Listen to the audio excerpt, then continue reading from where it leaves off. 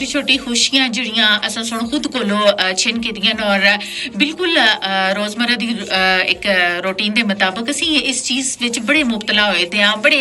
सोच विचार लग जुलदे आं कि अगर असां सुन कुछ गल कर छोड़ी तां कि लोग के आखसन हैं इस जुमले सुनना असां को बिल्कुल एक मुट्ठी विच जिहड़ा उस समेट कर रखिया दा दबोच कर रख छोड़िया दा कि हाँ लोग के आखसन अगर मैं कुछ अपने दिल दी गल कर छोड़ी और मैं अगर अपने आप को मुतमईन कर छोड़िया सुकून ना आ गया तो शायद लोग के अक्सर इस जुमले सुना संगो बड़ा जड़ा ना परेशान कर रखा था। लेकिन याद रखो कि इस जुमले तो संगो बाहर निकलना पैसी तइयां ही असी खुश भी रह सकते हैं और छोटियां छोटियां गल्लां दे अंदर ना संगो बड़ियां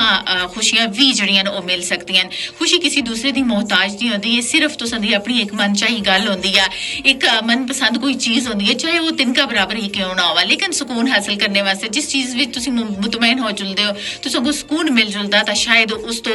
बड़ी चीज तुसां वास्ते फिर कोई नहीं होंदी। लेकिन असां सुन रोजमर्रा जिंदगी दे अंदर एक छोटियां छोटियां चीजां जड़ियां ना वो दूसरे तामन हसर कर छोड़ी दियां कि हाँ पता नहीं मैं आज कोई गल कर छोड़ी तो हो सकता कि दूसरे पता नहीं लोग के आखसन। और इंसान अक्सर ऐसा होंदा कि अपनी ख्वाहिशां जड़ियां ना सिर्फ इस जुमले दे अंदर ही खत्म कर छोड़दा कि शायद लोग के आखसन। लोग जड़े लोकां सुन अपने मर्जी नाल सोचना, अपनी जहानत के मुताबिक सोचना, अपनी एक मस्बत सोच नाल एक मनफी सोच के मुताबिक सोचना, लोग कुछ भी आख सकते हैं। लेकिन जिस चीज में तुसां को बेहतरी लगती है, जिस चीज में तुसीं मुतमईन हो, तुसां को सुकून मिलदा, वो चीज जरूर तुसीं अपने वास्ते जरूर रखो।